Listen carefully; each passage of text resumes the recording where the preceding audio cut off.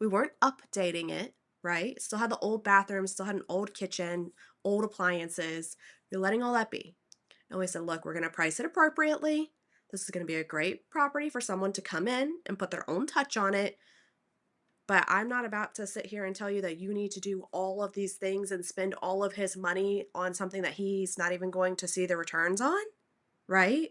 Because let's be realistic. If you're 94, God willing, you're going to live a whole lot longer, but we don't know that. So I'm not going to make you spend a whole bunch of money or ask you to spend a whole bunch of money just to try to make you bigger returns that you're never going to get to spend or use or enjoy, right? Hello, welcome to Closing Chapters, Everyday Real Estate Tales. I'm your host, Brittany Fry. I'm a realtor, I'm a military wife, and I'm a mom. Join me and come transaction by transaction throughout my real estate career starting back in 2016 to hear about the highs, the lows, and the unexpected turns along the way through all of my customers. It's going to be a crazy ride, you guys. I am so excited to share the past, the current, and then what's coming in the future. Hang tight for the ride. Join me about being a realtor, a military spouse, and a mom. Can't wait to see you there. Hey, happy Saturday, friends. I am coming to you from our upgraded, much roomier suite in our hotel. Do you see this? I'm sitting on a couch, you guys. It's really, really, really cool. When you were in a military world and you were in limbo for a long amount of time, it's always the little necessities that are like gold. We are so thankful to have a little bit more space, a bedroom with a door to shut so that the kiddos can sleep and we can still get a little bit of work done, and life is good. I want to tell you about another true military hero, and this was our next door neighbor in Sumter, South Carolina. To boot, we had two heroes next to us. So we were like the young military couple with some OG military heroes on either side of us. One was Air Force, one was Navy, and they had stories to tell. So, I'm going to tell you about one of our neighbors that we had the privilege of selling his home. Can you imagine being 94 years old, still living in your home on your own, and just doing your day to day? So, the reality is that this gentleman was having some health concerns. He really couldn't see that well. He had some hearing loss and had no business living on his own. So, he ended up having to go to an assisted living facility, really not on his own free will, which is kind of sad, right?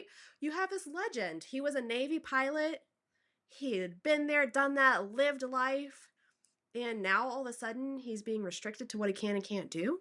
He can't drive anymore. He has to hang out in this little apartment and try to make friends, right? He really wasn't up for that whole MO. But life is life, and sometimes you have to do what's best for the person as a whole, right? So the person that was taking care of his estate really loved him and was so near and dear. And she went and checked on him every single day while he was in his assisted living facility. And this was not, it was, I think they started out like a financial advisor relationship. And she just kind of took him on like it was her own dad. And she ended up becoming, the executor of his estate and taking care of everything for him. So whenever we went to get this house ready, she had a lot of work to do. I mean, this gentleman had lived in this house for, I mean, it was his one and only house for forever. And it was filled to the gills with God knows what, so many like newspapers and artifacts and articles and all of the things. So, anyhow, she really had to do some heavy lifting just to get it to be a clean slate. And it had that beautiful old burgundy carpet in the house with fantastic floors underneath in some areas. Some we put in vinyl flooring to make it match and make it nicer. But what I love about the story is that they simply just did what we asked them to do, right?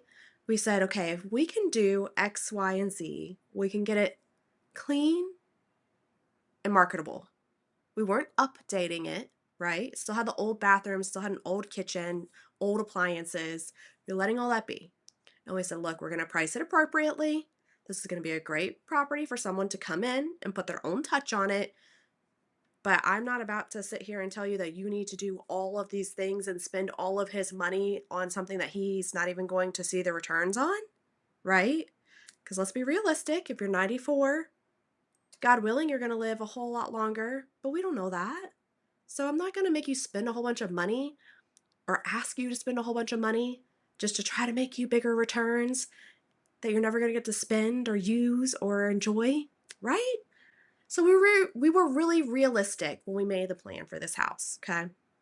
Now, the unexpected part of this is that we listed the property for 104.5 after it was cleaned out, cleaned up, some new flooring in a couple different areas, had pictures taken, and we had a really good offer on it within 24 hours, $95,000 cash, 2-week closing, and then we were going to be done, right?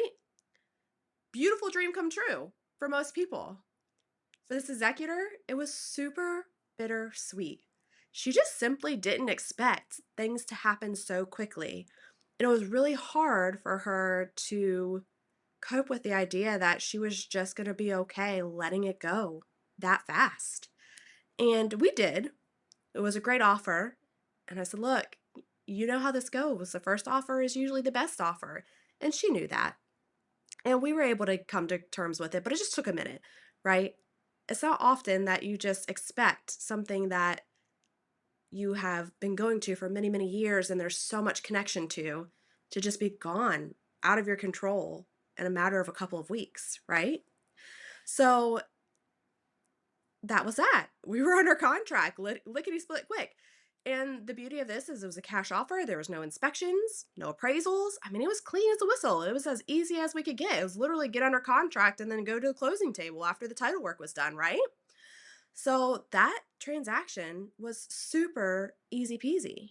But let me tell you about some of that behind the scenes. I told you that the executor really took a lot of time and effort to try to help get things going.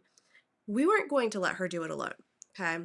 So when you have a 94-year-old Navy pilot that comes over to you and tells you his life stories of flying in planes and landing on cargo ships and missing it and landing in the water and having the Coast Guard come get you.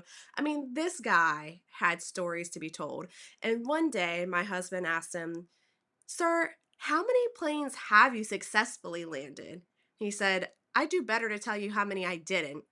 And the reality is he was just back in the times where, I mean, it was a totally different ball game to be a Navy pilot, and it was very dangerous. His brother actually died in combat as a pilot as well. And he just had so many cool stories to tell. But the thing that got him going is that my husband was in the front yard digging up a bush one day, and our neighbor had had enough. James was out there with a shovel, manually like jumping on it and scooping it out, jumping on it, scooping it out.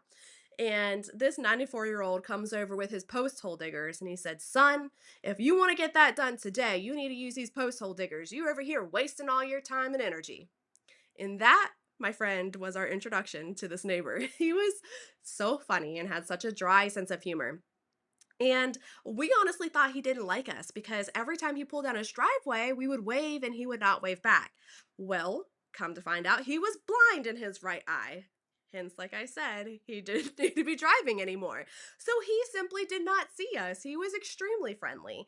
And to boot, we used to holler and bring our dog inside every time he'd come home because she would be out there barking at him through the fence. And we would say, Paulina, stop. You don't need to be barking at him. He's your neighbor, right? He tells us one day, you know that dog, that black dog back there, she's so smart. I clap once and she barks once to me. If I clap twice, she barks twice to me. She's a smart dog. You got you a smart dog back there. This whole entire time, we have been yelling at this dog, telling her to come inside and to keep her little mouth shut, and he's been antagonizing her, clapping at her through the fence, and we had no idea. we had a very interesting relationship when we started all of this. And then once we realized that, we were like, all right, go do your thing, dog. Like we had no idea that they had some banter going on. And then come to find out, he is like a huge animal lover, gives money to the ASPCA and all of these horse farms and just all kinds of things. His executor told me a story like, she has to go through his mail because he'll get all these mail prompts to like send money to all these animal rescues, and he would just send checks anywhere and everywhere without really any regard to what it was. So that just goes to tell you what kind of heart he had and how giving he was. But the other part of his story was that he, like I said, was absolutely alone. He's a 94-year-old man. His wife had passed. They did not have children. He did not have any family left. Can you imagine just holding on to life, being the only one left? That has to be a little bit hard and bittersweet. And the perseverance that he showed to get up every day and just to go about his routine and do all of the things he needed to do to stay so faithful. I think he had a little girlfriend from what I understood, but he never remarried. He never had anybody living with him. I mean, he was just old school. And it was such a beautiful thing to experience and share with him. So, when it came time to start doing all this stuff, right, we obviously couldn't help with going through his belongings and saying what's trash, what needs to be kept, whatever have you. Not our place, right? That was totally on the executor. But what we could control was helping with some of the renovations. So, what we did is we created a clean slate. Anything that needed to be taken out, so like all of the old flooring that needed to be taken out, we went ahead and removed and threw it away because I was not going to let a company come in and charge an arm and a leg just to take out carpet and put in the vinyl floors. So we made everything a fresh slate, and all we had to pay was for installation of the new floors. So that felt really good just to be there and be helpful. And there was a couple other few things that we were able to button up and get ready before it went on the market. And it was such a small token of appreciation that we could have given to him for the life he's led, for protecting our country, for the stories he had to tell.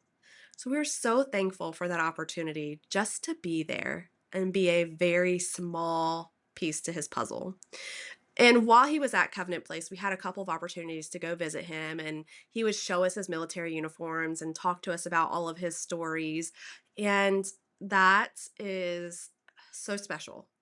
It's a little bit heartbreaking, to know that he was there and didn't have anybody around all the time. And it was also heartbreaking because we didn't understand how much he would have loved to tell us, the stories he had to tell us. We would have absolutely gone over and sat on the front porch with him every day or invited him over. We honestly just thought he didn't like us. It was so funny whenever we figured everything out and then had this beautiful relationship. But you want to talk about a beautiful heart and soul. We just had the most amazing neighbors. I can't even. Sometimes I really miss it so much just because the people that we had around us were so wholesome. The neighbor to the other side of this neighbor had helped him for eons. They had been neighbors for over 20 years. And part of the sale was that our neighbor wanted to split his lot. He had 1.44 acres, so almost an acre and a half. So they were splitting the lot to make his an even acre and then give the rest to his neighbor because he felt that his neighbor deserved that property because of all of the years that he had maintained and helped and taken care of him. And I think that is just so wholesome, right? And the other neighbor he was in his 70s, but he was still getting on his mower and doing his thing and was spry. So he greatly appreciated that. And I mean, it added to the value of his home. So that was such a beautiful gift. And I know sometimes in those scenarios, we feel like we're doing thankless jobs, right? If you have an older neighbor that you help or do things for, you're never going to see money or time back from that. And that's not the point. That's not why you do things like that. I understand that's coming from such a good place, but it's so nice whenever at the end of the day, there's some token of appreciation that can be shown. And it doesn't always have to be money or property or gifts, right? But just knowing you made that impact is such an amazing thing. And we miss these neighbors dearly. Our direct neighbor that we sold his house obviously has passed since then, and he has quite the legacy that he has left behind. And the additional neighbor is still there. When we drive through Sumter, we go by and check on our house every time we're in town. We still own it, we still rent it out. And so we always drive by and see his truck in the driveway and wave to him and say hi. But I just wanted to share this story with you and tell you one, because it was my next transaction in 2018. We closed in February of 2018. So this was like the next start to the year. You know, we were hit the ground running. And it's not so common that you have transactions moving and grooving at the beginning of the year. So that was the other big surprise is I had told this executor, like, hey, we're still kind of in the winter season. Like things might be picking up a little bit, but it may not move super fast. So for us to be under contract within a day, and I told her, I was like, "Look, you did all the right things, and this is your payoff for that." And for her, she wasn't seeing it that way. It was almost a curse versus a blessing that she had done all of the work the right way and made it so marketable and made it move quickly. So I cannot be more thankful that we had this opportunity. And we have another very similar story that happened very close in time to this. Now, that story has a couple more quirks and additional stories along the way. That one kind of bit me in the butt, so to speak, and I had to go back and fix things. But I'll be damned if I'm going to let one of my older veterans that has served our country go to the wayside. Not going to happen on my books. I absolutely adore my military clients. And we should be so proud and so supportive of our elders in our community. And I think it's something that's lacking tremendously. And I get emotional about it because I just think about these stories that they shared with us and they brought us into their lives and they didn't even know us. We had no part in their world. And they came to us with open arms and showed us how they led the way. My other client, she was a total badass. I'm just gonna say it right now. She was one of the first military nurses to go overseas, and she was incredible and such a spitfire, both of them. So they had such similar stories and actually ended up in the same assisted living facility, which was so funny. It all and totally unrelated, 100%. So, anyhow, I cannot wait to tell you that other story. But I just want to tell you, like, if you have the opportunity to help your neighbor, especially an elderly neighbor, especially a veteran, take the time, listen to their stories, see where they came from and how they have changed our world for the better, the service they have given, the things they have overcome, and be their support system. They deserve it. Love them dearly. Remember, family is who you choose. It doesn't always have to be blood. I can't wait to tell you about my next episode, and I hope this touches you, and I hope that you find an elder in your community, a veteran you can serve, and you do something kind for them or give them a token of appreciation and think of this story.